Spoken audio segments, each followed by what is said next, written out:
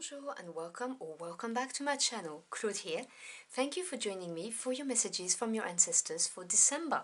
So this reading is going to be for the people born under the High Priestess, the Strength card or the Judgment card. If you do not know what your tarot birth card is, I have posted a short video on how to work it out. I will leave you a card right here and all the info will definitely be in the description box below anyway. All the decks I'm using will also be listed in the description box with all of the info on how to get them and so on and so forth. So, I'm going to start your reading by pulling out a witch's rune.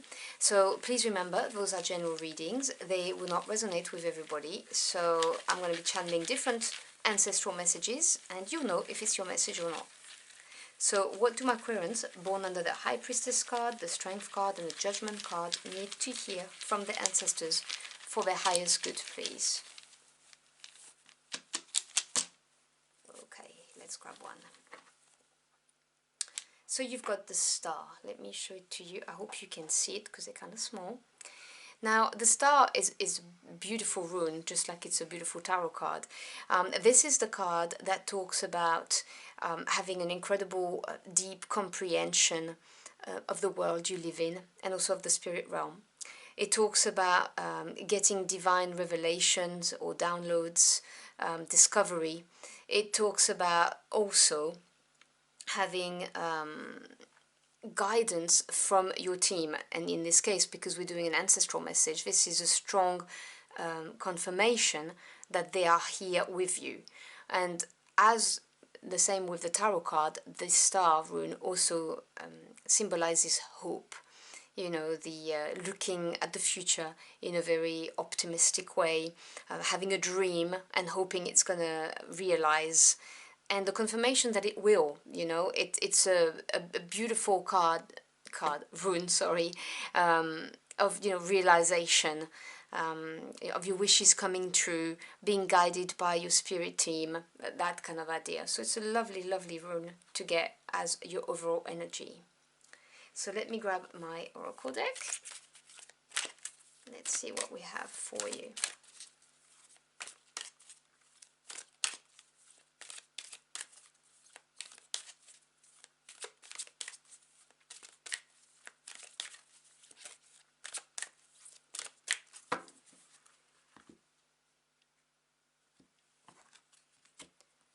So we have the card of Faith, 31, which diminishes to number 4. And we also have 14, which is number 5, so we have progression from 4 to 5, which is the card of Focus. I love this card. Now let me put my deck on the side so we can talk about your cards. So Faith, you see, with this rune I was saying to you, you know, trusting that your wish is going to come true, that you're being guided, you know, having hope. After all, we wish upon a star. So this is really your ancestors saying, have faith, just trust that everything is going to be fine. You can see how peaceful the person on the card looks. It really is knowing that they've got your back. The universe has your back, your ancestors have your back, and you don't need to stress about anything. And with number 4, which is strong foundation, stability, it really is saying you can rely on us.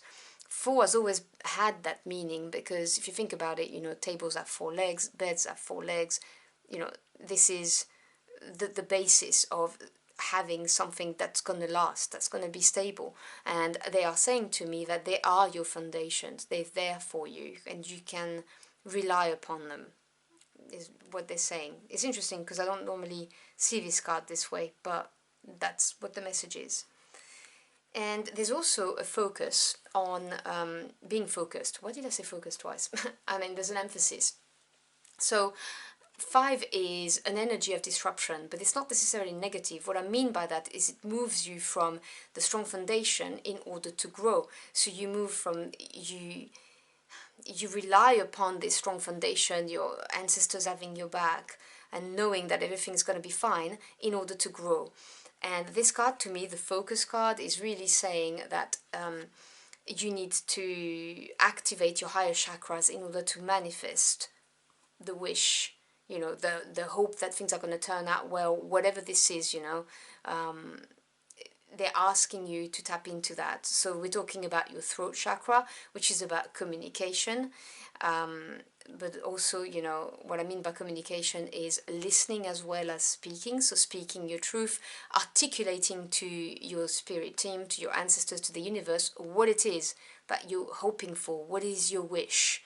Being very clear about that, because there's a lot of blue, which is the color of the throat chakra.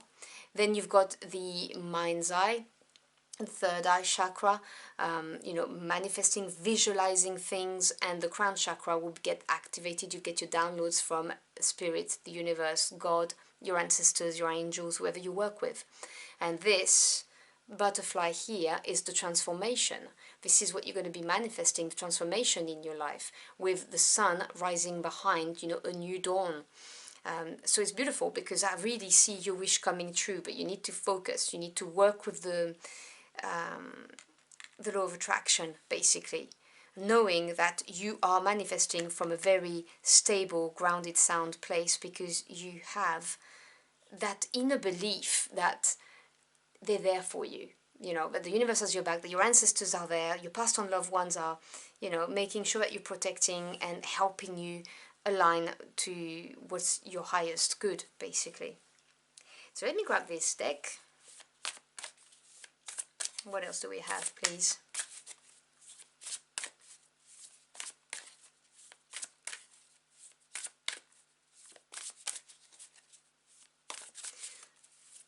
And you know, when you're born under the number 2, and particularly the strength card, I would say, there is this thing that you need to believe in yourself in order to get success. You know, it's really knowing that you've got this, and not allowing doubts to come and interfere with your manifestation. That's a message for someone out there.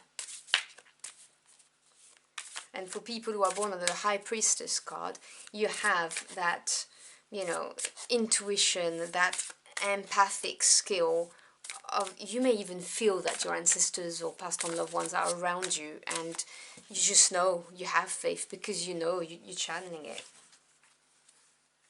And as for the people who are born under the Judgment card, you are very much aware that they are there, because this is the transformation card with when you're born under Judgment, you know, the awakening. And you know, you may feel that deep down you have a big purpose, like a bigger call, that kind of thing. And so you know you're meant for something bigger. Sorry, it's a message for someone out there. I just had to get it out. So we have the Garden of Venus, card 25, Rest and Renewal. It's interesting because you got quite a similar reading to, I think it was the Hermit and Moon cards. They got half of your cards like that. But the Garden of Venus is card 25, let me show it to you, which diminishes to number 7, which is evaluation, you know, self-analysis, drawing from our experiences in order to get the confidence to act, you know, or make a decision or manifest something. So this is a card that talks about feeling the energy coming back into your life, you know, looking at things in a positive way. And also that quiet confidence that you know that Spirit's got your back kind of thing is what I'm hearing loud and clear. You know you're being guided. And for some of you, this may be a recent development, like you took the time to unplug, to switch off, to stop working like a lunatic, is what they're saying. And this has really recharged your batteries, and this is why you now believe that, you know, you're being guided, that you're on the right path, and that your wish is going to come true. Beautiful energy. Let me clarify this with my tarot.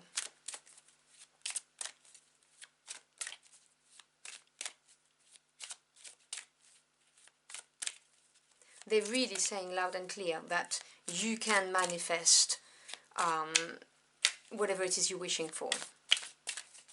And now is the time to do it. That's another message for someone out there.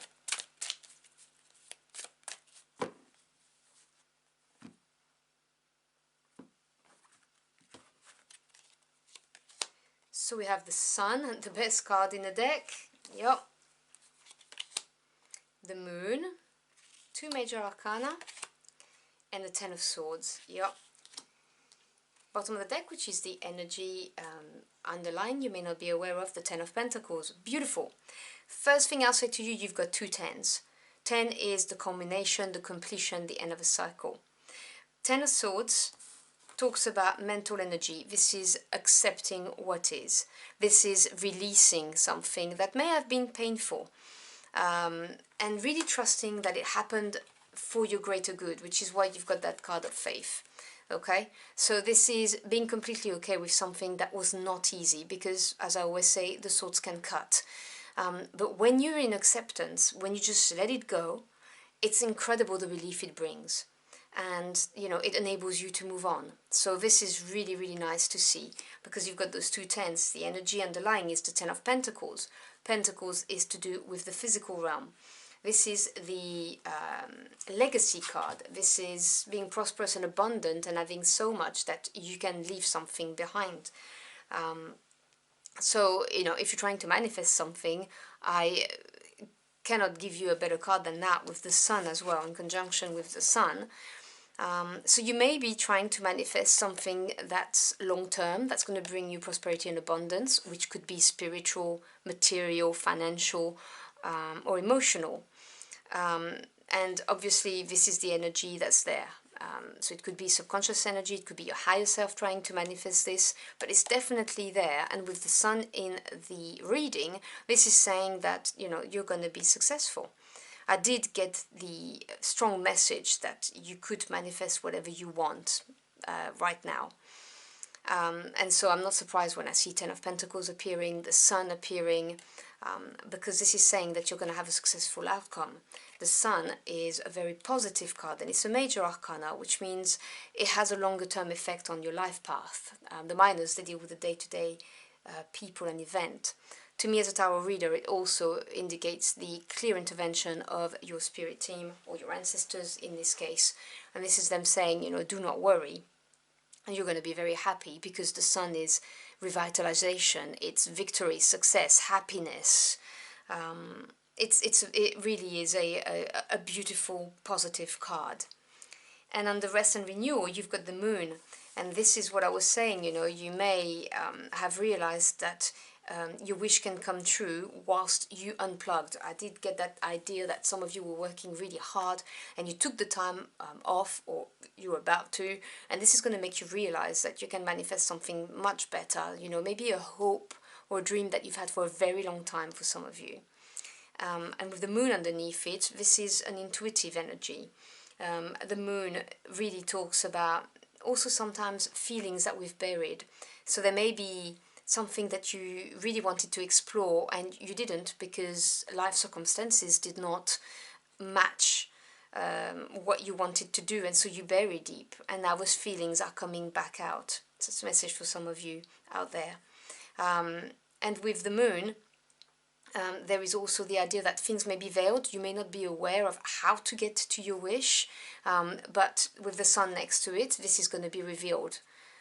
It is very clearly linked to releasing something, you know, and having faith that things are going to turn out perfectly well for you. You have great cards, but you do need to release something and accept what is, because that's the key, is what I'm getting, so that you can manifest what you want, you know, that big transformation with the butterfly on her forehead. So let me grab a final couple of messages from your ancestors for you.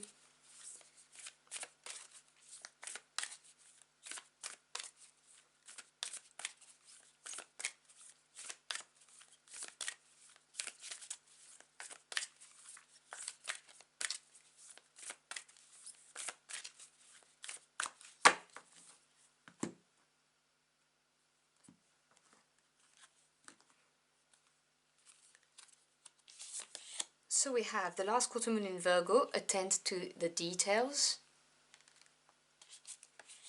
Oh, why is it backwards? I don't even read reversals. First quarter moon in Libra, keep your heart open.